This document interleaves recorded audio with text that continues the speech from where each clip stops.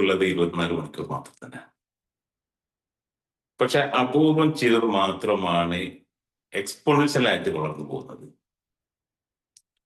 96% വരുന്ന ജനങ്ങളും ആവറേജോ ബിലോ ആവറേജിലാണ് മുന്നോട്ടേക്ക് പോയിക്കൊണ്ടിരിക്കുന്നത്. എന്തുകൊണ്ടായിരിക്കാം? നിങ്ങൾ ആൻസർ ഒന്ന് ചാറ്റിലിടും. എന്തുകൊണ്ടാണ് 96% ജനങ്ങളും ആവറേജ് ഓർ ബിലോ ആവറേജ് പോകുന്നത്? എല്ലാവർക്കും ഉള്ളത് ഒരേ സമയം തന്നെ. അമേരിക്കൻ പ്രസിഡന്റ് ആണെങ്കിലും ഒരു സാധാരണക്കാരനാണെങ്കിലും 24 മണിക്കൂർ മാത്രമാണ് കിട്ടുന്നത് എല്ലാവർക്കും.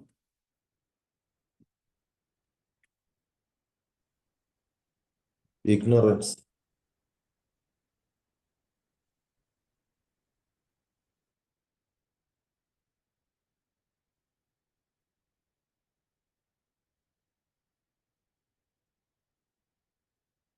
ആൻസർ ടൈം യൂസ് ചെയ്യുന്നുള്ള വ്യത്യാസം. ടൈം യൂസ് ചെയ്യുന്ന വ്യത്യാസം.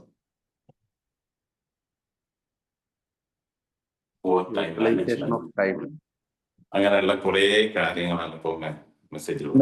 Management of time. Management of time. Comfort സോണിൽ അങ്ങനെ പോവാം. കംഫർട്ട് സോണിൽ പോകുന്നത് കൊണ്ടാണ് പലപ്പോഴും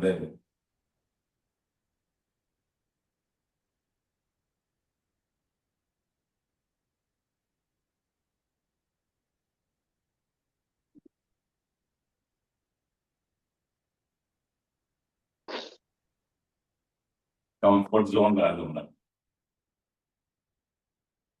അല്ലെ, കംഫർട്ട് സോണിലായതുകൊണ്ടാണ് നമ്മൾ അങ്ങനെ എന്ത് ചെയ്യുന്നത്, ഒരു ആവറേജ് ഓർ ബിലോ ആവറേജ് പോകുന്നത്. Every journey starts with a vision. എല്ലാ യാത്രകളും നമ്മൾ തുടങ്ങുന്ന ഒരു വിഷനോട് കൂടിയാണ്, ഒരു കാഴ്ചപ്പാടോട് കൂടിയാണ് അല്ലെ. നമ്മൾ ഈ ബിസിനസ് രംഗത്തേക്ക് എത്തിയതും അത്തരത്തിലൊരു കാഴ്ചപ്പാട്. അത് ഇൻഫ്ലുവൻസ് ചെയ്യുന്നതിന് വേണ്ടി പല ആൾക്കാർ നമ്മൾ ഇൻഫ്ലുവൻസ് ചെയ്തു എന്നുള്ളത് ശരിയാണ്. ഒരു പക്ഷെ നമ്മളെ ഫ്രണ്ട്സ് ആയിരിക്കാം, അതല്ലെങ്കിൽ നമ്മൾ ഫാമിലി ആയിരിക്കാം. വ്യത്യസ്തമായ ഘടകങ്ങളാണ് നമ്മളെ ഈ മേഖലയിൽ എത്തിച്ചത്. ഇവിടേക്ക് വരുമ്പോഴും നമുക്കൊരു കാഴ്ചപ്പാടുണ്ടായിരുന്നു, നമുക്കൊരു ബിസിനസ് സെറ്റപ്പ് ചെയ്യണം, അത് നല്ല രീതിയിൽ വളർത്തണം. പലപ്പോഴും എവിടേക്കോ ചില മിസ്റ്റേക്കുകളിലൂടെ അതൊരു ആവറേജ് അല്ലെങ്കിൽ ബിലോ ആവറേജ് എത്തിപ്പോകുന്നതാണ്. കൃത്യമായ ഒരു കാഴ്ചപ്പാടുണ്ട് നിങ്ങൾക്ക്. അടുത്തൊരു 3 വർഷത്തിൽ ഞാൻ എവിടെയാണ് എത്തേണ്ടത്, നമ്മുടെ ഓർഗനൈസേഷൻ എവിടെ എത്തണമെന്ന് നിങ്ങൾക്ക് കൃത്യമായ കാഴ്ചപ്പാടുണ്ട്.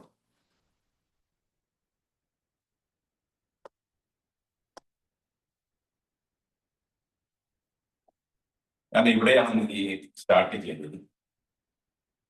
ഇത്തരത്തിലുള്ള ഒരു വിഷൻ അല്ലെങ്കിൽ ഗോള്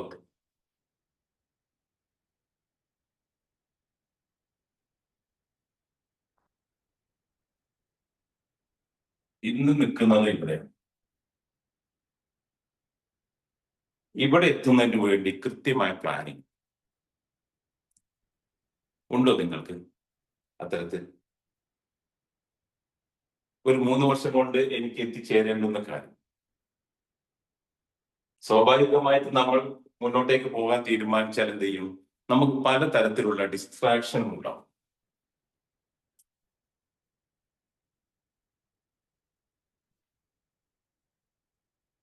പല തരത്തിലുള്ള ഡിസ്ട്രാക്ഷൻ. കാരണം എന്താണ്, നമ്മൾ വളരാൻ തുടങ്ങുന്നുവെങ്കിൽ ഒരു പോയിന്റിൽ നിന്നും നമ്മൾ മുന്നോട്ടാൻ താല്പര്യപ്പെടുന്നു എന്ന് തോന്നിയാൽ തന്നെ എന്ത് ചെയ്യും, പലതരത്തിലുള്ള ഡിസ്ട്രാക്ഷനും നമ്മളിലേക്ക് എത്തും. ഈ ലക്ഷ്യത്തിലേക്ക് എത്തുന്നതിന് വേണ്ടി നാം എടുക്കുന്ന കുറെ എഫേർട്ടുകൾ ഉണ്ടായിരിക്കാം. ആ എഫേർട്ടുകളെ എത്രമാത്രം പിന്നോട്ടേക്ക് വിളിക്കാൻ പറ്റും? അപ്പൊ എന്റെ ആദ്യത്തെ ചോദ്യം, നിങ്ങൾക്ക് ഇത്തരത്തിലുള്ള ഒരു ലക്ഷ്യമുണ്ടോ? അടുത്ത 3 വർഷം കൊണ്ട് എവിടെയാണ് എത്തിച്ചേരേണ്ടത് എന്ന ലക്ഷ്യം ഉണ്ടോ നേട്ടാ? ഒരു 3 വർഷം കൊണ്ട് എത്തിച്ചേരേണ്ടുന്ന ആ ഒരു ലക്ഷ്യമുണ്ടോ? എവിടെയാണ്? യെസ് സർ, ലക്ഷ്യം എഴുതി വെച്ചിട്ടുണ്ട് സർ. എഴുതി വച്ചിട്ടുണ്ട്. അതിനുവേണ്ടി എന്തൊക്കെ പ്രവർത്തനങ്ങളാണ് ചെയ്യുന്നത്? നമ്മള് ഡെയിലി ആക്ടിവിറ്റീസിൽ തന്നെ കുറെ മാറ്റങ്ങളൊക്കെ വരുത്തിയിട്ടുണ്ട്. ടൈം മാറ്റങ്ങൾ കുറച്ചും കൂടി പ്രൊഡക്റ്റീവായിട്ട് യൂട്ടിലൈസ് ചെയ്യാൻ വേണ്ടിയുള്ള കുറെ കാര്യങ്ങൾ. Okay, very good. ആളുകളെല്ലാം തന്നെ പലപ്പോഴും നമ്മൾ ചെയ്യുന്നത് നമ്മൾ സമയം കൊടുത്തിട്ടാണ് നമ്മൾ പണം ഉണ്ടാക്കുന്നത്, അല്ലെ? ബിസിനസ്സിൽ നമ്മൾ എന്ത് ചെയ്യും? രാവിലെ മുതൽ വൈകിട്ട് വരെ അതിന്റെ ഓരോരോ പോർഷനിൽ ഓരോരോ എൻഗേജ്മെന്റ്സ് നമ്മളിങ്ങനെ ആക്റ്റീവായി നിന്നുകൊണ്ടേയിരിക്കുകയാണ്. പല ആൾക്കാരും ചെയ്യുന്നത് എന്താണ്? അവരുടെ സമയം കൊടുത്തിട്ടാണ് മുന്നേറുന്നത്. എന്നാൽ ചില വ്യക്തികളുണ്ട്, അവർ സ്കില്ലുകളിലൂടെ പണം സമ്പാദിക്കുന്ന വ്യക്തി. എന്നാൽ ചില വ്യക്തികളുണ്ട്, അവരുടെ പണമാണ് അവരെ കൂടുതൽ കൂടുതൽ വളരുന്നതിന് അവർ പ്രേരിപ്പിച്ചുകൊണ്ടേ. നമ്മൾ ഏത് ഗ്രൂപ്പിൽപ്പെട്ടതാണ്? നമ്മൾ സമയം കൊടുത്തിട്ടാണോ നമ്മൾ മുന്നേറുന്നത്? അതല്ലെങ്കിൽ നമ്മൾ സ്കില്ലുകളിലൂടെയാണോ? അതല്ലെങ്കിൽ നമ്മളൊരു ഇൻവെസ്റ്റർ എന്ന രീതിയിലാണ്? 1, 2, 3 എവിടെയാണ് നമ്മൾ നിൽക്കുന്നത്? നിങ്ങൾ സമയം നൽകിയിട്ടാണ് മുന്നോട്ടേക്ക് പോകുന്നത്. സ്കില്ലില് അനിത് പറഞ്ഞ സ്കില്ലിലൂടെ പോ. Okay,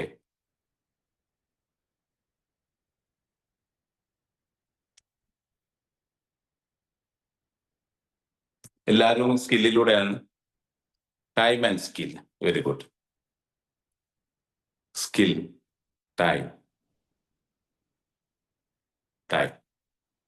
okay, thank you. നമ്മളെപ്പോൾ ശ്രദ്ധിക്കേണ്ടത്, നമ്മുടെ സമയം നൽകിക്കൊണ്ട് നമുക്ക് സമ്പാദ്യങ്ങൾ ഉണ്ടാക്കുമ്പോൾ അതൊരു ലിമിറ്റേഷൻ ഉണ്ട് എന്നുള്ളതാണ്. കാരണം 24 മണിക്കൂറാണ് നമ്മുടെ മുമ്പിലുള്ളത്. ആ 24 മണിക്കൂറിൽ നമുക്ക് നൽകുവാൻ കഴിയുന്ന സമയത്തിന് ഒരു ലിമിറ്റേഷൻ ഉണ്ട്, അല്ലെ? ഒരു ദിവസം നമുക്ക് എത്ര സമയം നൽകാൻ പറ്റും? 8 മണിക്കൂർ, ഒരു പക്ഷെ 10 മണിക്കൂർ, ചിലപ്പോൾ 12 മണിക്കൂർ, ചില സന്ദർഭത്തിൽ 16 മണിക്കൂറൊക്കെ നമുക്ക് ചിലപ്പോൾ നൽകാൻ പറ്റിയേക്കാം. പക്ഷെ അതിനൊക്കെ ഒരു ലിമിറ്റേഷൻ ഉണ്ട്, കൃത്യമായ ഒരു കാലയളവുണ്ട്. ആ സമയം കഴിഞ്ഞാൽ സ്വാഭാവികമായിട്ട് നമ്മൾ എന്ത് ചെയ്യും? നമ്മൾ ഗ്രാഫ് താഴോട്ടേക്ക് വന്നുകൊണ്ടേയിരിക്കും. അപ്പൊ സമയത്തിൽ നിന്ന് നമ്മളെ സ്കില്ലിലേക്ക് മാറേണ്ട സമയത്ത് സ്കില്ല് നമ്മൾ കൂട്ടിക്കൊണ്ടേ വരണം, എന്നാലേ നമുക്ക് എന്ത് ചെയ്യാൻ പറ്റുള്ളൂ? ആ സമയത്തിൽ നിന്ന് ജസ്റ്റ് ഷിഫ്റ്റ് ചെയ്യാം. വെൽത്ത് ട്രയാങ്കിളിലെ 3 ഭാഗങ്ങളാണ് നിങ്ങൾ പഠിച്ചിട്ടുണ്ടാവും വിചാരിക്കാം. വെൽത്ത് ട്രയാങ്കിൾ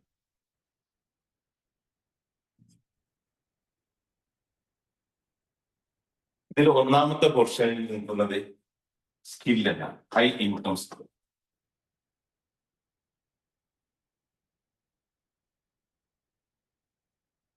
രണ്ടാമത്തേത് സ്കേലബിൾ ബിസിനസ്.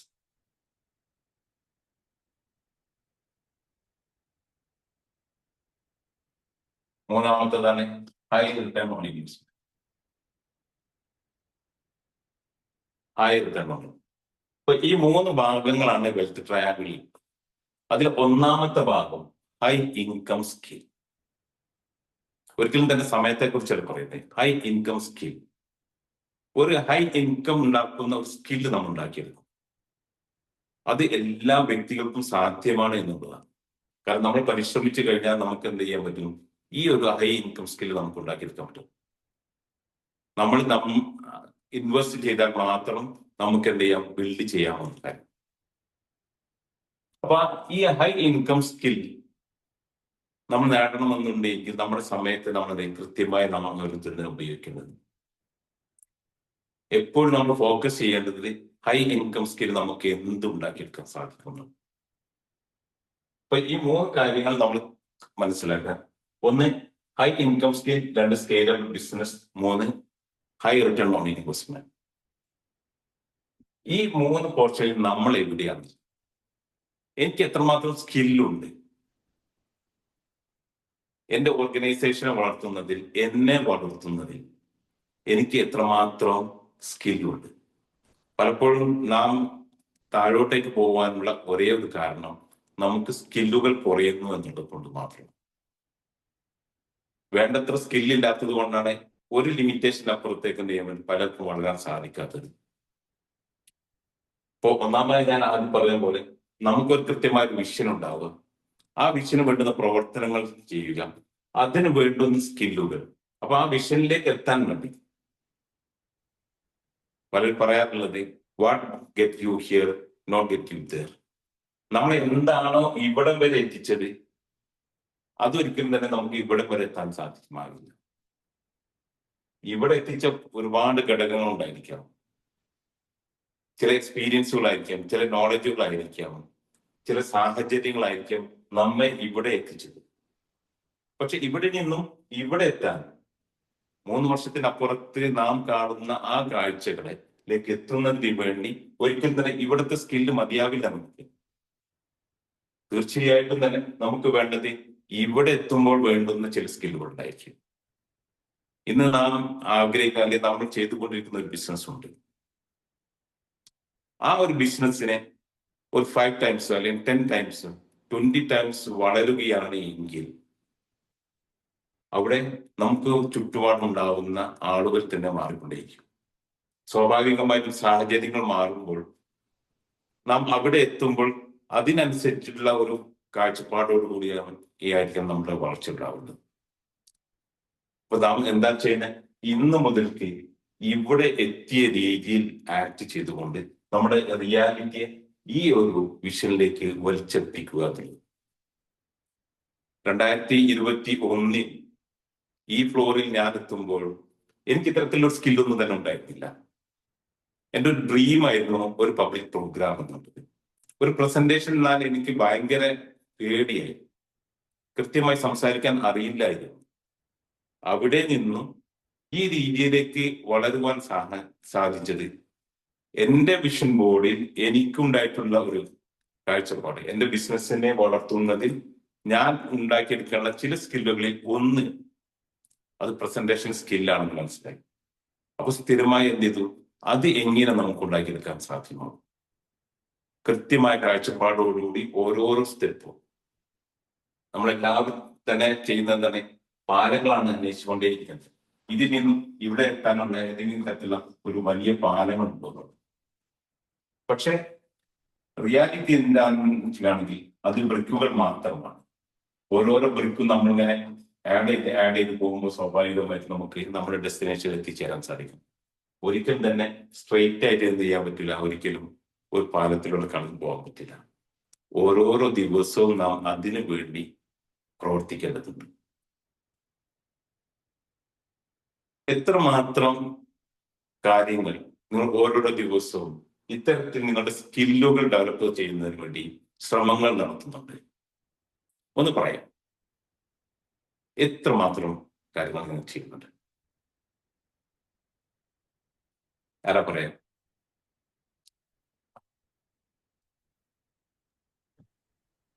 സാറേ, ഒന്ന് സ്കില്ലുകൾ വളർത്താൻ വേണ്ടി കിൻസ് ക്ലബിൽ ഇരിക്കുന്നത് തന്നെ ഒരു സ്കില്ല് വളരുന്നതിന് കാരണമാവുന്ന തോന്നുന്നു. എല്ലാവരും അത് ചെയ്യുന്നുണ്ട് ഈ ഗ്രൂപ്പ് പെട്ട്. പിന്നെ അതുപോലെ തന്നെ നമ്മൾ ഡെയിലി സ്റ്റഡീഡ് പറഞ്ഞാൽ ഇപ്പൊ ഇതിൽ ഇരിക്കുന്ന എല്ലാവരും സ്കില്ല് വളർത്താൻ വേണ്ടിയിട്ടാണല്ലോ വന്നത് എന്നാണ് എനിക്ക് തോന്നുന്നത്. ഒരു 99% അങ്ങനെ തന്നെയാണ്, പഠിക്കാനും സ്കില്ല് വളർത്താൻ വേണ്ടിയിട്ടും. പിന്നെ നമ്മൾ അവനാന്റെ ഫീൽഡിൽ ആരാണ് നമ്മൾ അതിനെ കുറിച്ച് പഠിക്കുക. അപ്പൊ ഞാൻ സോഫ ലാബ് പറഞ്ഞ കമ്പനി നടത്തുന്നു. എന്നും ഒരു 2 മണിക്കൂർ മിനിമം സ്റ്റഡി ചെയ്യും. യൂട്യൂബ് ആയാലും അതുപോലെ തന്നെ പിന്ററസ്റ്റ്, ഇങ്ങനെയുള്ള കാര്യങ്ങൾ. ഇന്ന് ഇറങ്ങണ അപ്ഡേഷൻ ഏതാണ്, ഇന്ന് ഇറങ്ങാനിരിക്കുന്നത്, ആർക്കിടെക്റ്റുമാർ എന്താണ് തിങ്ക് ചെയ്യുന്നത്, അതായത് സ്റ്റഡീഡ് ആവണം. നമ്മൾ അതിൽ മാത്രം കോൺസെൻട്രേഷൻ ചെയ്താൽ അതിലെങ്കിലും പുലിയാവാം. അതായത് പണ്ട് ഏതോ ഒരു ട്രെയിനർ ഓർമ്മയില്ല, ഒരു ട്രെയിനർ പറഞ്ഞത് എന്താ പറഞ്ഞാൽ, അടിച്ചു വാരുന്ന ജോലിയാണെങ്കിൽ ലോകത്തെ ഏറ്റവും നല്ല തൂത്തുവാരുന്ന ആളായിരിക്കണം എന്നുള്ളതാണ്. എന്നാ നമ്മൾ ഏതിലാണ് നിൽക്കുന്നത് അതിൽ ഏറ്റവും വലിയ ആളാവുക, പഠിച്ചുകൊണ്ടേയിരിക്കുക. ഓക്കെ, തീർച്ചയായിട്ടും നമ്മൾ ഓരോരുത്തരും നമ്മൾ സ്കില്ല് നമ്മൾ കൂട്ടുന്നതിന് വേണ്ടി എല്ലാ ദിവസവും നാം പരിശ്രമങ്ങൾ നടത്തിക്കൊണ്ടേയിരിക്കും. ഇപ്പൊ കുഞ്ഞാമത് പറഞ്ഞു, കിങ്സ് ക്ലബിൽ വന്ന് നമ്മൾ ലേണിംഗ് ചെയ്യുന്നുണ്ട്, അതിലൂടെ നമ്മുടെ സ്കില്ലുകൾ വന്നു. മറ്റൊരാൾക്കും കൂടി ഒരു അഭിപ്രായം പറയാൻ പറ്റും. എന്താണ് നിങ്ങളുടെ അഭിപ്രായം? അനിതമ്മ എന്തോ പറയാൻ ഉദ്ദേശിക്കുന്നത്? സർ, ഞാൻ പറയാൻ ഉദ്ദേശിക്കുന്നത്, ഞാൻ കിങ്സ് ക്ലബിൽ വരുന്നതിന് മുമ്പ് ഞാൻ വിചാരിച്ചിരുന്നു ഞാൻ എന്തൊക്കെയാണോ ശരിയാ ബെറ്റർ ആണെന്ന് വിചാരിച്ചു. കിങ്സ് ക്ലബിൽ വന്നതോടെ ഞാൻ തകർന്നു പോയി. ഞാൻ ഒന്നും അല്ലെന്നും എനിക്ക് ഒന്നും പറ്റുന്നില്ല സത്യം പറഞ്ഞ. ഒരു PMB പറ്റുന്നില്ല, ഒന്നും എന്തൊക്കെയോ പ്രോബ്ലംസ് എനിക്കിപ്പോ. കാരണം എന്തൊക്കെ എല്ലാരും പ്രോബ്ലംസ് ഓരോന്ന് ഉണ്ടെന്ന് ചെയ്യുന്ന കാണുമ്പോ മനസ്സിലായി. എനിക്ക് ഞാൻ ഒത്തിരി മോശമാണെന്ന് ഇപ്പോഴാ തോന്നുന്നത്. Very good, very good. അവിടാണ് നമ്മൾ പക്ഷെ എനിക്കൊന്നും വളരുന്ന. ചെയ്യാനും പറ്റുന്നില്ല സാർ. പക്ഷെ ഒന്നും ചെയ്യാനും പറ്റുന്നില്ല, അതാ സത്യം. തീർച്ചയായിട്ടും നമ്മളെ ചെറിയ ചെറിയ സ്റ്റെപ്പുകൾ വെക്കുന്നതാണ് അവിടേക്ക് നമുക്ക് എത്താം. ഓക്കെ, അപ്പൊ പറഞ്ഞു എന്താണ് റിയാലിറ്റി എന്ന് മനസ്സിലായി തുടങ്ങി ഇവിടെ വന്നപ്പോൾ. ഇത്രയും നാൾ നമ്മൾ എന്താ വിചാരിച്ചിരുന്നത്, നമ്മളൊരു പുലിയാണെന്ന് വിചാരിച്ചു. പക്ഷെ ഇവിടെ എത്തിയപ്പോൾ മനസ്സിലായി നമ്മളൊരു എലി പോലും അല്ല അല്ലെ. അപ്പൊ നമ്മൾ ആദ്യം തന്നെ ചെയ്യുന്നതെന്നുണ്ടെങ്കിൽ എന്താണ് റിയാലിറ്റി, വേറെ അറിയില്ല. നമ്മുടെ ഈ റിയാലിറ്റിയിൽ നിന്ന് എന്ത് ചെയ്യും, നമ്മളൊരു വിഷനൊക്കെ ഉണ്ടാക്കി വെച്ചിരുന്നു. ഈ ഡെസ്റ്റിനേഷൻ നമ്മൾ ഉണ്ടാക്കി വെച്ചത്. പക്ഷെ ഈ റിയാലിറ്റി എന്താണെന്ന് നിങ്ങൾ ഏതെങ്കിലും സന്ദർഭത്തിൽ ചെക്ക് ചെയ്ത് നോക്കി. എവിടെയാണ് നമ്മൾ നിൽക്കുന്നത്? നമ്മൾ ഓരോരോ ഭാഗങ്ങൾ നമ്മൾ എടുത്തുകൊണ്ട്, ഒന്ന് നമ്മളെ ഫിസിക്കൽ എവിടെയാണ് നിങ്ങൾ നിൽക്കുന്നത് ഒന്ന് ചെക്ക് ചെയ്ത് നോക്കിക്കോ. 0 to 10 എവിടെയാണ് നിങ്ങൾ നിൽക്കുന്നത്? ഫിനാൻഷ്യൽ നിങ്ങൾ എവിടെയാണ് ഉള്ളത്? ഫാമിലി എവിടെ നിൽക്കുന്നു? സോഷ്യൽ എവിടെയാണ്? സ്പിരിച്വൽ എവിടെയാണ്?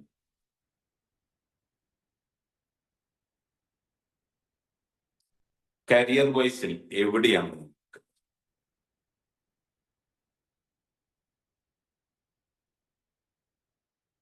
ആദ്യം ഒന്ന് നമ്മൾ റിയാലിറ്റി ചെക്ക് ചെയ്യുക എന്നുള്ളതാണ് ആദ്യം തന്നെ ചെയ്തത്. നമ്മൾ വിഷൻ ബോർഡ് ഉണ്ടാക്കി കഴിഞ്ഞു, അതല്ലെങ്കിൽ ഒരു 3 വർഷത്തിനപ്പുറത്ത് നമ്മൾ എത്തേണ്ട ഡെസ്റ്റിനേഷൻ ഒക്കെ നമ്മൾ ഫിക്സ് ചെയ്യുമ്പോൾ നമുക്ക് ആദ്യം മനസ്സിലാവേണ്ടത് എന്താണ് റിയാലിറ്റി, ഞാൻ ആരാണ്, എവിടെ നിൽക്കുന്നു ഞാൻ. ഓരോരോ ഘട്ടം നേരത്തെ ഞാൻ പറഞ്ഞു PMP എനിക്ക് ചെയ്യാൻ സാധിക്കുന്നു. എന്നിലുള്ള കാര്യങ്ങൾ കഴിഞ്ഞ ദിവസം നമ്മൾ പഠിച്ചു, യൂട്ടിലൈസേഷൻ. നമ്മുടെ പക്കൽ ഉള്ള കാര്യങ്ങൾ തന്നെ നമ്മൾ കൃത്യമായിട്ട് യൂട്ടിലൈസ് ചെയ്യുന്നുണ്ട്. നമ്മുടെ കഴിവുകളെ നാം പൂർണ്ണമായും എന്നെ തന്നെ ഉപയോഗിച്ചു, എൻ്റെ ടീമിനെ ഉപയോഗിച്ചു, എൻ്റെ സോഫ്റ്റ്വെയറിനെ ഉപയോഗിച്ചു, എൻ്റെ ഇൻവെന്ററിയെ ഉപയോഗിച്ചു. ഇത്തരത്തിലുള്ള ഒരുപാട് ചോദ്യങ്ങൾ നമ്മൾ ചോദിച്ചുകൊണ്ടിരിക്കും. അപ്പൊ എന്താണ് റിയാലിറ്റി? ആ റിയാലിറ്റിയിൽ നാം എവിടെ നിൽക്കുന്നു ആദ്യം നമ്മൾ അറിഞ്ഞാൽ മാത്രമേ എന്ത് ചെയ്യാൻ പറ്റൂ, നമുക്ക് കൃത്യമായിട്ട് നമ്മുടെ ഡെസ്റ്റിനേഷൻ നമുക്ക് എത്താൻ സാധിക്കും. എവിടെയാണ് ഞാൻ എത്തേണ്ടത് എന്ന് തീരുമാനിക്കുന്നത് പോലെ തന്നെ ഇമ്പോർട്ടൻ്റ് ആണ് ഞാൻ എൻ്റെ കാര്യം. സോട്ട് അനാലിസിസ് എന്ന് പറയും.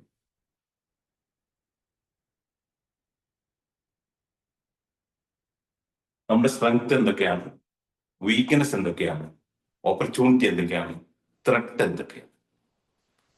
ഈ 4 കാര്യങ്ങൾ എന്തൊക്കെയാണെന്ന് നമുക്ക് കൃത്യമായി മനസ്സിലാക്കുക എന്നുള്ളതാണ്.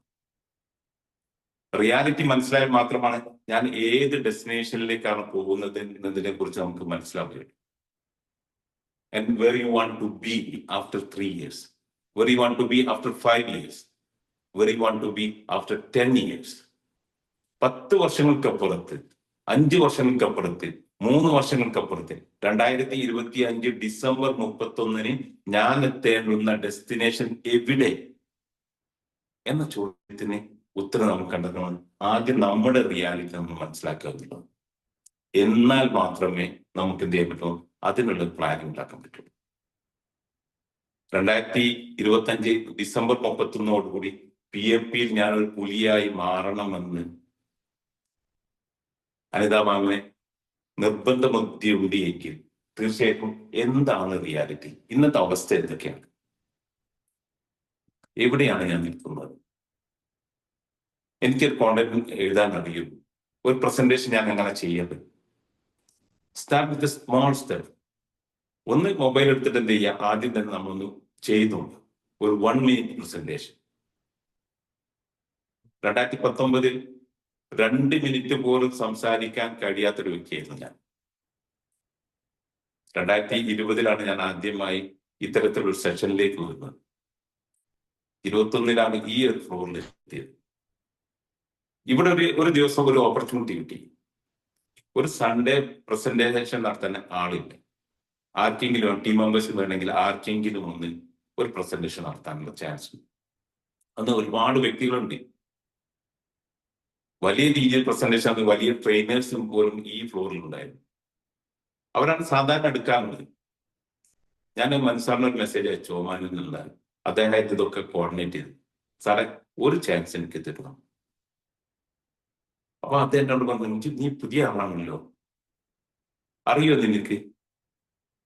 ഞാൻ പറഞ്ഞു ഒന്ന് ശ്രമിച്ചു. തീർച്ചയായും നമ്മുടെ പക്കൽ ഒരുപാട് നല്ല അടിപൊളി പ്രസന്റർമാരുണ്ട്. പക്ഷെ കയറി വന്ന ഒരാളെ സംബന്ധിച്ച് അല്ലെങ്കിൽ ചോദ്യം ചോദിച്ചത് കൊണ്ട് തന്നെ നിനക്ക് ഞാൻ ഈ ചാൻസ് തരാം. Opportunity never Knox 2 times. നമുക്ക് അത്തരത്തിൽ ഒരു ചാടി ഞാൻ അവിടെ നിന്നിട്ടുണ്ടായിരുന്നില്ല എങ്കിൽ ഒരു പക്ഷെ ഇന്ന് ഇവിടെ എത്തില്ലായിരുന്നു. ആ ഒരു ഓപ്പർച്യൂണിറ്റിയെ ഗ്രാബ് ചെയ്യാൻ നമ്മൾ നിൽക്കുന്നത്. നമ്മുടെ സ്ട്രെങ്ത് എന്താണ്, നമ്മുടെ വീക്ക്നെസ്. അപ്പൊ അന്ന് എനിക്ക് മനസ്സിലായ കാര്യം എനിക്കാണെങ്കിൽ ഞാൻ മറ്റൊരു ഫ്ലോറിൽ നിന്ന് പഠിച്ച കുറച്ച് കാര്യങ്ങളുണ്ടായിരുന്നു. ഒരു PPT എങ്ങനെ ഉണ്ടാക്കാം. അപ്പൊ ഞാൻ എന്ത് ചെയ്തു, ഒരു സബ്ജക്റ്റിനെ കുറിച്ച് ചെറിയ PPT ഉണ്ടായിരുന്നു. ഒരുപാട് ആൾക്കാർ എന്ത് ചെയ്യുക, അതിനെ വളരെയധികം അപ്രീഷിയേറ്റ് ചെയ്തു. അത് എനിക്ക് കിട്ടിയ ഒരു എനർജി, അതിലൂടെ സംതിങ് ഡിഫറെന്റ് ആയിരുന്നു. അപ്പൊ ഇനി മുതൽക്ക് ഇത്തരത്തിലുള്ള ഒരു ഓപ്പർച്യൂണിറ്റി കിട്ടുകയാണെങ്കിൽ ഞാൻ പ്രിപ്പയർഡ് ആവണമെന്നുള്ള ഒരു മെസ്സേജ് ഉണ്ട്. രണ്ടാമതായി വന്ന ഒരു ഇൻസിഡന്റ്, ഇതേപോലെ തന്നെ ഫ്ലോറിൽ നമ്മുടെ സാറിന്റെ സെഷൻ തുറക്കുന്നതിന് മുമ്പ് എല്ലാവരും വളരെ സൈലന്റ് ആയിട്ടിരിക്കുകയാണ്. ഒരു ദിവസം സാറ് വന്നിട്ട് പറഞ്ഞു, ഭയങ്കര ഫയർ ചെയ്തു, നിങ്ങൾ ഇത്രയും പേര് എത്ര സമയമാണ് കിട്ടുന്നത്, ഒന്നും ഉണ്ടാ, അറ്റ്ലീസ്റ്റ് തല ദിവസത്തെ സെഷനെങ്കിൽ നിങ്ങൾക്കൊന്ന് റിവൈസ് ചെയ്തുകൂടെ. It was a golden opportunity. അന്ന് മുതൽക്ക് ഞാൻ എന്ത് ചെയ്തോന്നിക്കാണെങ്കിൽ ഒന്ന് പ്രാക്ടീസ് ചെയ്യും. ഒരു പക്ഷെ 5 minutes ആയിരിക്കാം, 10 minutes ആയിരിക്കാം, 15 minutes ആയിരിക്കാം.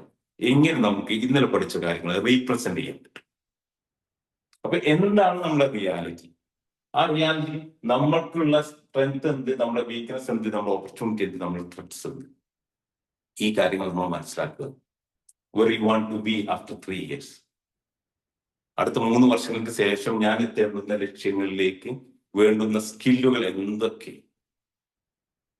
എന്നറിഞ്ഞാൽ മാത്രമേ നമുക്ക് എന്ത് ചെയ്യാൻ പറ്റുള്ളൂ. ഇപ്പൊ 2 ലിസ്റ്റ് നമുക്ക് ഉണ്ടാക്കണം. ഒന്ന് റിയാലിറ്റിയുടെ ഒരു ലിസ്റ്റും, രണ്ടാമത്തെ എന്ത് ചെയ്യാൻ പറ്റും, where you want to be.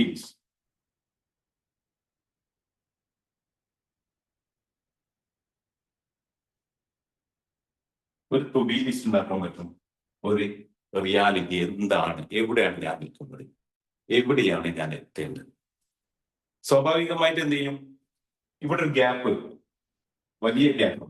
അപ്പൊ ഞാൻ 1, 2, 3, 4, 5 ഇതാണ് എന്റെ സ്ട്രെങ്ത്തും വീക്ക്നെസ്സും ഞാൻ നോട്ട് ചെയ്തു. where you want to be after 3 years. 3 വർഷത്തിന് ശേഷം ഞാൻ എത്തേണ്ടുന്ന ലക്ഷ്യങ്ങൾ എന്തൊക്കെയാണ് എനിക്ക് ഞാൻ ഉണ്ടായിരിക്കും. കഴിഞ്ഞ ദിവസം നമ്മുടെ മീറ്റപ്പ് നടന്നു സൗത്ത് ഇന്ത്യയിൽ. വളരെ യാദൃശികമായി അവസാനത്തെ സെഷനിൽ ഒരു ചെറിയൊരു പ്രസന്റേഷൻ ഉണ്ടായിരുന്നു. അതിൽ സാറ് ഞങ്ങളോട് എല്ലാവരോടും കാര്യം നിൽക്കാൻ വേണ്ടി പറഞ്ഞു. അതിലുണ്ടായിരുന്നത് ഞാനുണ്ടായിരുന്നു, ഇബ്രാഹിം സുബാൻ ഉണ്ടായിരുന്നു, നാസർക്ക് ഉണ്ടായിരുന്നു, ഷാഫി ഉണ്ടായിരുന്നു, ജോസേട്ട് ഉണ്ടായിരുന്നു, ഹാരിസ് ഉണ്ടായിരുന്നു. 6 പേരായിരുന്നു അന്ന് ആ സ്റ്റേജിൽ. നിങ്ങൾക്ക് ഇത് കഴിഞ്ഞ ഒരു 3 ദിവസത്തെ മുന്നത്തെ ചില പോസ്റ്റുകൾ നോക്കിയാൽ നിങ്ങൾക്ക് മനസ്സിലാവും. വളരെ യാദൃശ്ചികമായിട്ട് എടുത്ത ഒരു ഫോട്ടോ. രണ്ടാമത്തെ ദിവസം ഞാൻ ഒന്നും കൂടി നോക്കി. ആ ഫോട്ടോയിലേക്ക് നോക്കിയപ്പോ എനിക്ക് ചുറ്റും 5 പേർ ആ സ്റ്റേജിലുള്ളത്. എനിക്ക് ചുറ്റും 5 പേർ. ആ ആളുകൾ ആരൊക്കെ? വളരെ യാദൃശികമായിട്ട് വന്നു. നമുക്ക് ചുറ്റുപാടുമുള്ള 5 പേരുടെ ഒരു ആവറേജ് ആയിരിക്കും നമ്മൾ. കഴിഞ്ഞ 5 വർഷത്തിന് മുമ്പ് ഇതേപോലുള്ള ഒരു ഫോട്ടോ സെഷൻ നോക്കുകയാണെങ്കിൽ വളരെ വ്യത്യസ്തങ്ങളായിട്ടുള്ള ആളുകളായിരുന്നു തോന്നുന്നു എന്റെ വീട്ടിലുണ്ടായിരുന്നു. ഞാൻ അന്നത്തെ ദിവസം കംപ്ലീറ്റ് ഒന്ന് അനലൈസ് ചെയ്തു. ആരാണ് നാസർ ഖാൻ, ആരാണ് ഹാരിസ് ഖാൻ, ആരാണ് ഇബ്രാഹിം സുബാൻ, ആരാണ് ഷാഫി, ആരാണ് ജോസേട്ടൻ, ഇവരുടെ നെറ്റ്വർക്ക് എന്താണ്, ഇവരുടെ സ്കില്ലുകൾ എന്താണ്, ഇവരുടെ ബിസിനസ് എന്താണ്. നിങ്ങളൊന്ന് ചിന്തിച്ചു നോക്കൂ, നിങ്ങളെ ചുറ്റുപാടുമുള്ള വ്യക്തികൾ ആരൊക്കെയാണ്. എനിക്ക് വലിയൊരു എനർജി കിട്ടി. കാരണം നമ്മൾ എവിടെ അല്ലെങ്കിൽ പോലും നമ്മുടെ ചുറ്റുപാട് നിൽക്കുന്ന 5 that 5 people. വളരെ യാദൃശ്ചികമായിട്ട് ഫോട്ടോ സെഷനിൽ എനിക്ക് കിട്ടിയ ഒരു ഇൻസൈറ്റ്, എങ്കിൽ 2025 ജൂൺ മാസത്തിലാണ് അതെങ്കിൽ 2030 ആവുമ്പോൾ എന്റെ ചുറ്റുപാട് ആരൊക്കെ ഉണ്ടായിരിക്കും?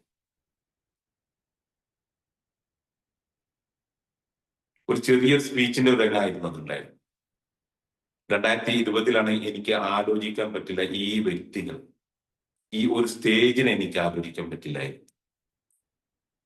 ഇത്തരത്തിലുള്ള ഒരു ഓഡിയൻസിനെ നമുക്ക് ആലോചിക്കാൻ പറ്റാത്തൊരവസ്ഥ, സ്വപ്നം കാണാൻ പോലും പറ്റാത്ത ഒരവസ്ഥ അന്നുണ്ടായിരുന്നു.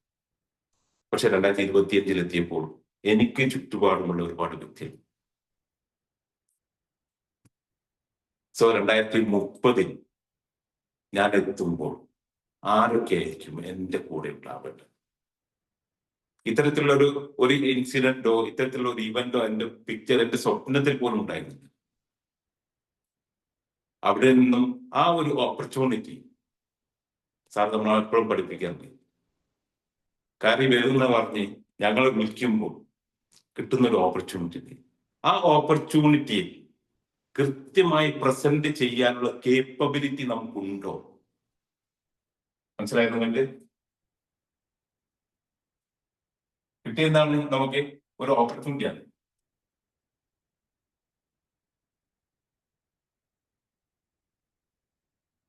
ഈ ഓപ്പർച്യൂണിറ്റി വളരെ സാന്ദർഭികമായിട്ട് വളരെ യാദൃശികമായിട്ട് കിട്ടിയ ഒരു ഓപ്പർച്യൂണിറ്റിയാണ്. കയറി വരാൻ വേണ്ടി പറഞ്ഞു. ആ ഓപ്പർച്യൂണിറ്റിയെ കൃത്യമായി ഉപയോഗപ്പെടുത്താനുള്ള കേപ്പബിലിറ്റി നമുക്കുണ്ടായി.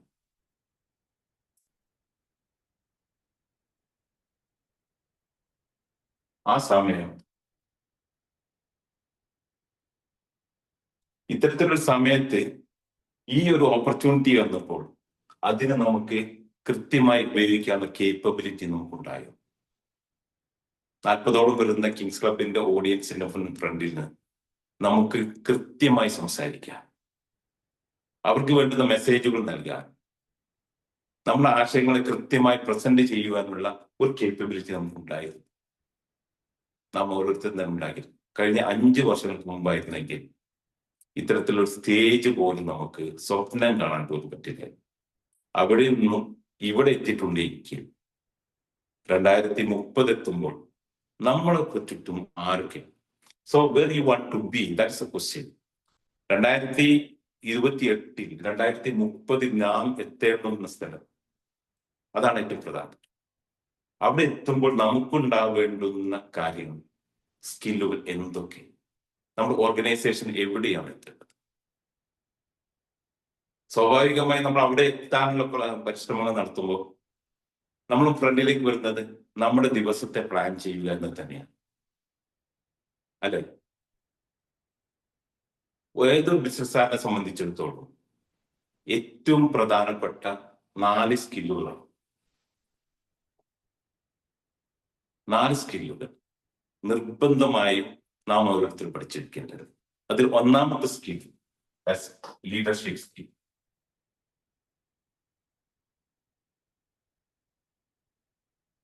ഒന്നാമത്തെ സ്കിൽ ലീഡർഷിപ്പ് സ്കിൽ. രണ്ടാമത്തേതാണ് copy writing skill.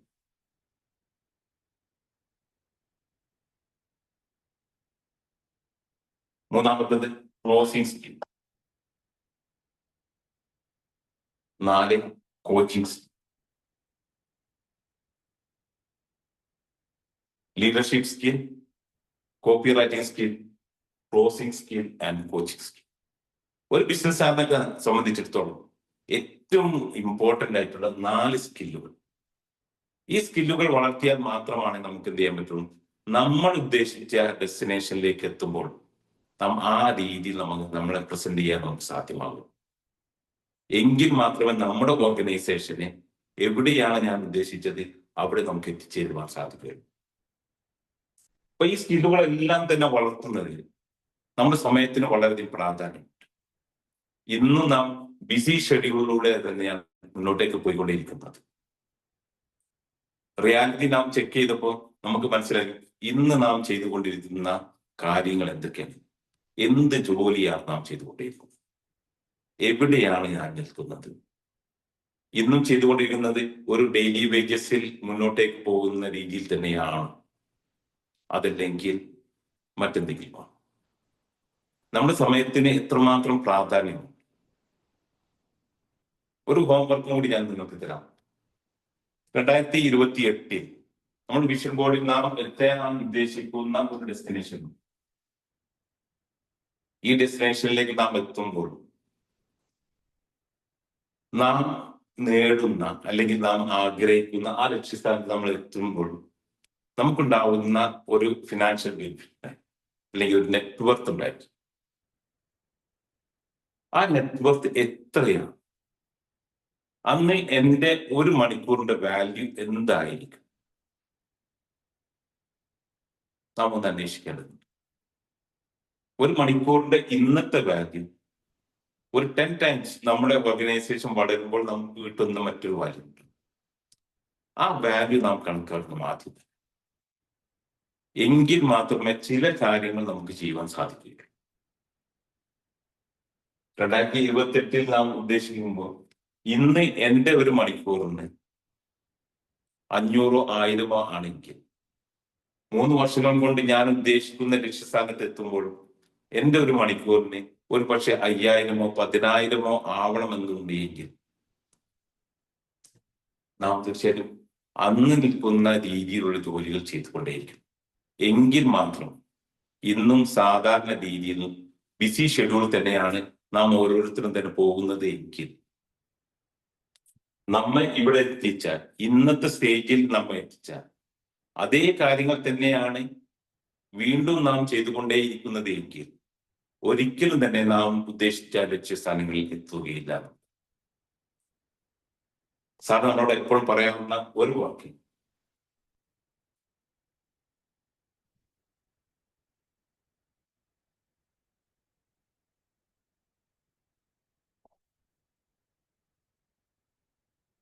doing same thing.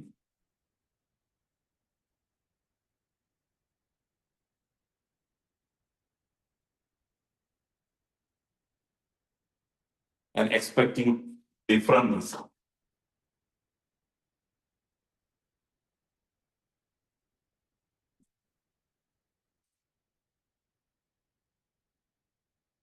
ഒരേ കാര്യം തന്നെ നാം ചെയ്തുകൊണ്ടേയിരിക്കും, എന്നിട്ട് പുതിയ റിസൾട്ടിന് നാം പ്രതീക്ഷിച്ചുകൊണ്ടേയിരിക്കുക.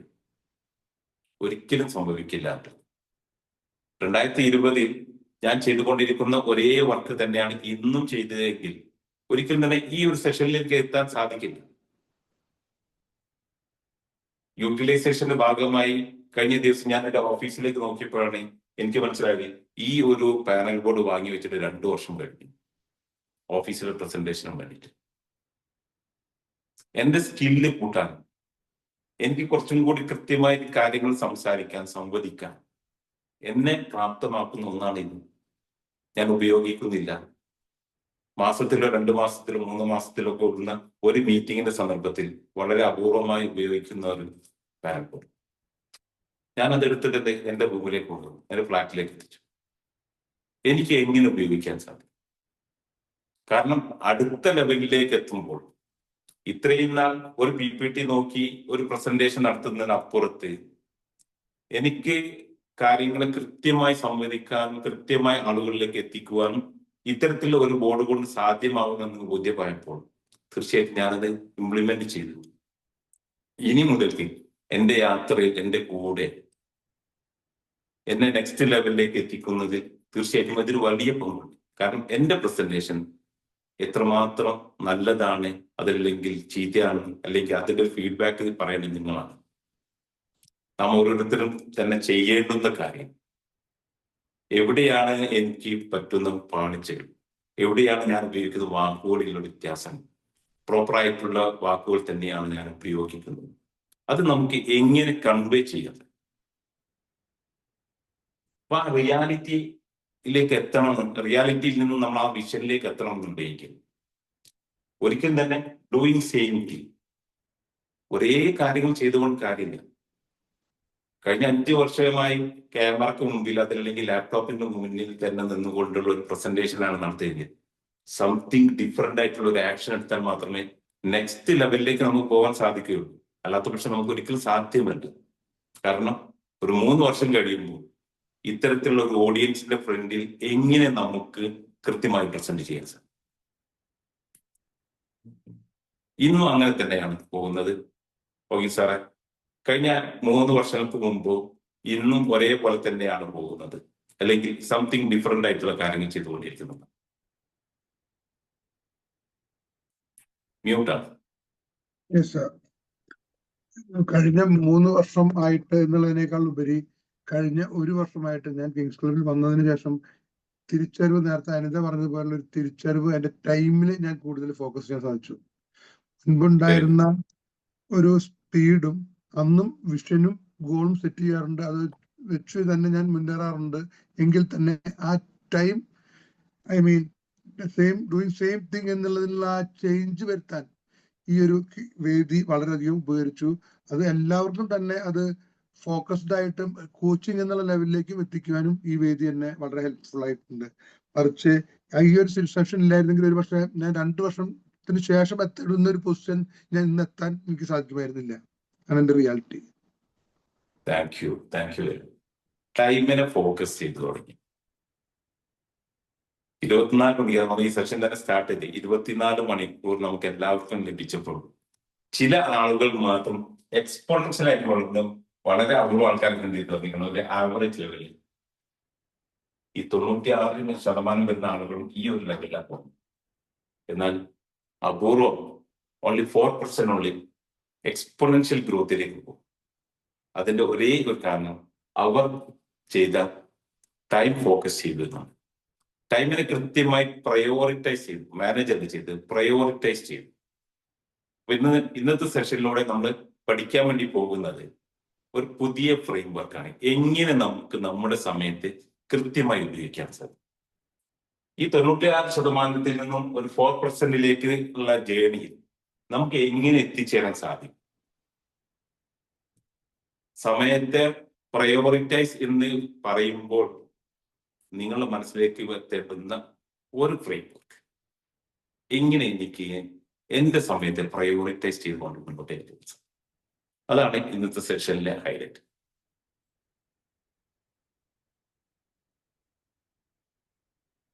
നമുക്ക് എല്ലാവർക്കും തന്നെ നമ്മൾ വളരെയധികം ബിസി ഷെഡ്യൂളിലൂടെ പോകണം, അല്ലെ? ഈ 24 മണിക്കൂർ ഇന്നലത്തെ ഒരു ദിവസം ഒന്ന് നിങ്ങൾ ആലോചിച്ച് നോക്കും. ഇപ്പൊ എന്നെ കുറിച്ച് പറയുകയാണെങ്കിൽ ഇന്നലത്തെ ദിവസം എന്ത് ചെയ്തു? 3:30 മണിക്ക് എണീറ്റു, 4 മണിക്ക് ഇബ്രാഹിം സുബാൻ സാറിന്റെ സെഷനിലേക്ക് ആയിരുന്നു, 5:15 കൊണ്ടുകൂടി അവിടെ നിന്ന് ഇറങ്ങി, 6 മണിയാകുമ്പോഴത്തേക്ക് പ്രായവും കാര്യങ്ങളൊക്കെ കഴിഞ്ഞു. 6 to 8 or 7:30 എന്ത് ചെയ്തു? ഒരു ജോഗിങ്ങിന് പോയി, വീണ്ടും തിരിച്ചെത്തി. അത് കഴിഞ്ഞതിന് ശേഷം ഒരു 9-9:30 മണിക്ക് എന്ത് ചെയ്തു? ഓഫീസിലേക്ക്. ഒരു 1:30 തിരിച്ചു വന്നു. ഒരു 2:30 മണിയാകുമ്പോഴത്തേക്ക് ഭക്ഷണമൊക്കെ കഴിച്ചു. പിന്നീട് എന്ത് ചെയ്തു?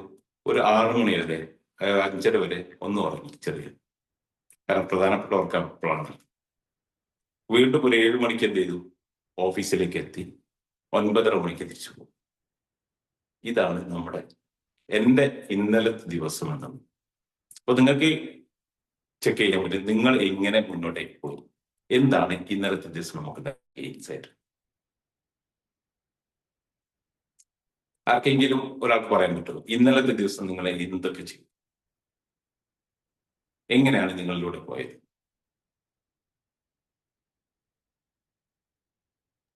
ഞാൻ പറയാം. ഓക്കെ, ഞാൻ പറയട്ടെ. യെസ്, തീർച്ചയായിട്ടും.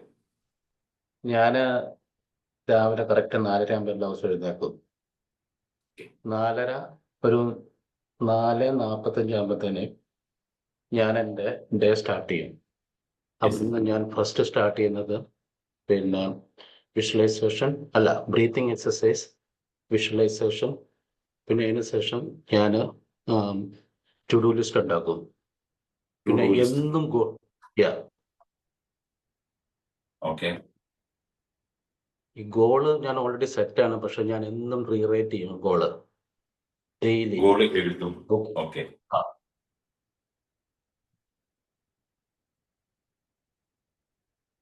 ഓക്കെ. ഈ പ്രോസസ്സ് എല്ലാം കൂടെ ഒരു കറക്റ്റ് 6 o'clock തീരും. 6 o'clock to 8 o'clock കിഡ്സിനോട് സമയം സ്പെൻഡ് ചെയ്യും. ബ്രേക്ക്ഫാസ്റ്റ് കാര്യങ്ങൾ അവരെ സ്കൂളിൽ വിടും. 9 മണിയാകുമ്പോഴത്തേനും ഓഫീസിലെത്തും. 9 തൊട്ടിട്ട് ഒരു 12 മണി വരെ ഓഫീസിലുണ്ട്. പിന്നെ അതിന് ശേഷം 1 മിനിറ്റേ ഉള്ളൂ വീട്ടിലേക്ക്. ഓഫീസിൽ നിന്ന് വീട്ടിൽ പോകും. പിന്നെ വീട്ടിൽ നിന്ന് കുറച്ചു നേരം വർക്ക് ചെയ്യും. 4 മണിയാകുമ്പോൾ കറക്റ്റ് നടക്കാൻ പോകും. തിരിച്ചു വരും. പിന്നെ ഫാമിലീസ് ടൈം. പിന്നെ ഒരു 8 മണി തൊട്ടിട്ട് 9 വരെ അക്കൗണ്ടന്റ് ഒപ്പം ഇരിക്കും ഓക്കെ ഓൺലൈനിൽ. Okay, very good. 9:30 ആകുമ്പോൾ കിടക്കും. ഓക്കെ, ഒരു ചോദ്യം ചോദിക്കട്ടെ. ഇന്ന് നിങ്ങളെ ഉള്ളൊരു റിയാലിറ്റി ഉണ്ട്. നിങ്ങൾ ഡിഫൈൻ ചെയ്ത് വെച്ച ഒരു ഗോൾ എല്ലാ ദിവസവും എന്ത് ചെയ്യുകയാണെങ്കിൽ ഗോള് റൈറ്റ് ചെയ്യും അല്ലെ? ഈ റിയാലിറ്റിയിൽ നിന്നും ഈ ഗോളിലേക്കുള്ള ആക്ഷനുകൾ എന്തൊക്കെ എടുക്കണം? റൈറ്റിങ്ങിന്റെ പുറത്ത് എന്തെങ്കിലും എടുക്കണം? അതിന്റെ മെയിൻ ഉദാഹരണമാണ് ഞാൻ ഇന്ന് ഇവിടെ സാറിന്റെ ക്ലാസ്സിൽ ഇരിക്കുന്നത്. Very good, thank you. കാരണം നമുക്ക് എല്ലാവരും നമ്മൾ ഗോളുകളൊക്കെ ഡിഫൈൻ ചെയ്ത് വെച്ചിട്ടുണ്ട്. പക്ഷെ എന്താണ് അവിടേക്ക് എത്തുക എന്നുള്ളതാണ് നമ്മളൊക്കെ പ്രശ്നം. നമ്മുടെ സമയത്ത് നമ്മൾ എങ്ങനെ പ്രയോറിറ്റൈസ് ചെയ്യും, അവിടെയാണ് പുതിയ ഒരു ഫ്രെയിം വർക്ക് നമ്മളെല്ലാവരും തന്നെ പഠിക്കാൻ വേണ്ടി പോകുന്നത്. അത്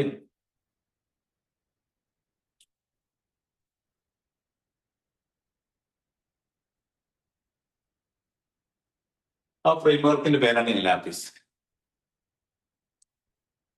നമ്മൾ കഴിഞ്ഞ ദിവസം പഠിച്ചിരുന്നു ലേണിംഗ് ലൂപ്പിനെ കുറിച്ചാണ്.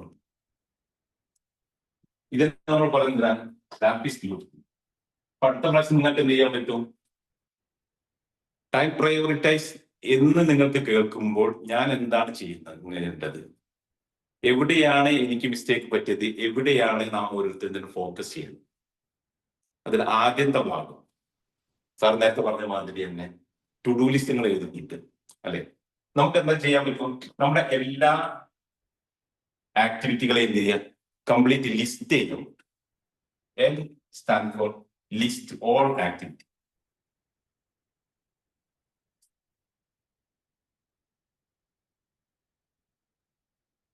കംപ്ലീറ്റ് നമുക്ക് എന്ത് ചെയ്യാൻ പറ്റും? ഒരു ദിവസത്തെ ലിസ്റ്റ് ചെയ്യാൻ പറ്റും.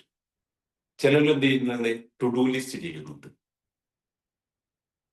അപ്പൊ നമ്മൾ ആദ്യം തന്നെ പറഞ്ഞിരുന്നു, നമ്മൾ എത്തേണ്ടുന്ന ഡെസ്റ്റിനേഷനിൽ എത്തേണ്ടുന്ന കാര്യങ്ങൾ to be where you want to be എന്ന ചോദ്യത്തിന് നമ്മൾ ആദ്യം തന്നെ ഉത്തരം കണ്ടെത്തി. അതിനുശേഷം നമ്മൾ റിയാലിറ്റിയിലേക്ക് നോക്കണം, എന്തൊക്കെയാണ് നമ്മൾ ചെയ്തുകൊണ്ടിരിക്കുന്നത്, ഇന്നത്തെ ദിവസം നമ്മൾ എങ്ങനെ പോകും. ആ എല്ലാം ഇവിടെ സ്റ്റാർട്ട് ചെയ്യുന്നുണ്ട്. ആ ലിസ്റ്റ് ചെയ്യണം എല്ലാ ആക്ടിവിറ്റികളും. ലിസ്റ്റ് ചെയ്ത് കഴിഞ്ഞിട്ടാണെങ്കിൽ നമുക്ക് അതിന് മനസ്സിലാവും. അടുത്തത് അനലൈസ്, അല്ലെങ്കിൽ എന്ത് ചെയ്യാം? ഓഡിറ്റ് ചെയ്യാൻ പറ്റും. ഇപ്പൊ ഇന്നലെ 4:45 എണീച്ചു, 9 മണി വരെ ഒരു സെഗ്മെന്റ്, അത് കഴിഞ്ഞതിന് ശേഷം ഓഫീസ്, അത് കഴിഞ്ഞതിന് ശേഷം എന്ത് ചെയ്തു? വീണ്ടും തിരിച്ചു വന്നു. 4:30 മണിക്ക് എന്ത് ചെയ്തു? ഈവനിങ് വാക്കിന് പോയി. അപ്പൊ അതിൽ നടന്ന കാര്യങ്ങൾ എന്തൊക്കെയാണ് ഓഡിറ്റ് ചെയ്യുക അല്ലെങ്കിൽ അനലൈസ് ചെയ്യുക. നമുക്ക് എന്തൊക്കെ കാര്യങ്ങളാണ് ഇന്നലത്തെ ദിവസം ഞാൻ ചെയ്തത്, ഓഡിറ്റ് ചെയ്യും. ആ ഓഡിറ്റിങ് നമുക്ക് നടക്കുമ്പോൾ നമുക്ക് ഒരു കാര്യം നമുക്ക് മനസ്സിലാവും, അവിടെ ചില പ്രയോറിറ്റികൾ നമുക്ക് മനസ്സിലാവും. Priority P. അപ്പൊ ഒന്ന് ചെയ്യുകയാണെങ്കിൽ ലിസ്റ്റ് ചെയ്തു, നമ്മൾ രണ്ടും ചെയ്തു ഓഡിറ്റ് അല്ലെങ്കിൽ അനലൈസ് ചെയ്തു. മൂന്നാമത്തെ എന്ത് ചെയ്തു? പ്രയോറിറ്റി സെറ്റ് ചെയ്യാറാണ്. പ്രയോറിറ്റി നമ്മൾ സെറ്റ് ചെയ്തു. എവിടെയൊക്കെയാണ് നമ്മൾ ചെയ്യുന്നത്. ആ പ്രയോറിറ്റി സെറ്റ് ചെയ്യുമ്പോൾ നമുക്ക് കിട്ടുന്ന ഒരു ഇൻസൈറ്റ് ഉണ്ട്. ആ പ്രയോറിറ്റിയിൽ നമ്മൾ ചില കാര്യങ്ങൾ നാം ചെയ്യേണ്ടതുണ്ട്, നാം ചെയ്യാനില്ലാത്തതുണ്ട്. ചില കാര്യങ്ങൾ, ഏതൊക്കെ കാര്യങ്ങളാണ് നമുക്ക് ടെറിബിൾ ആയിട്ട് നിൽക്കുന്നത്, ഏതൊക്കെ കാര്യങ്ങളാണ് നമ്മൾ പുവർ പെർഫോമൻസ് ഉണ്ട്, ഏതൊക്കെ കാര്യങ്ങളാണ് നമ്മൾ ആവറേജ് ആയി നിൽക്കുന്നത്. കാരണം 2028 അല്ലെങ്കിൽ 2030 ഞാൻ എത്താൻ ഉദ്ദേശിക്കുന്ന ഒരു ലക്ഷ്യസ്ഥാനമാണ്. അവിടേക്ക് എത്തുമ്പോൾ എന്റെ ഓർഗനൈസേഷൻ, എന്റെ ഹെൽത്ത്, എന്റെ ഫാമിലി, എന്റെ സോഷ്യൽ ഗോൾ, എന്റെ സ്പിരിച്വൽ ഗോൾ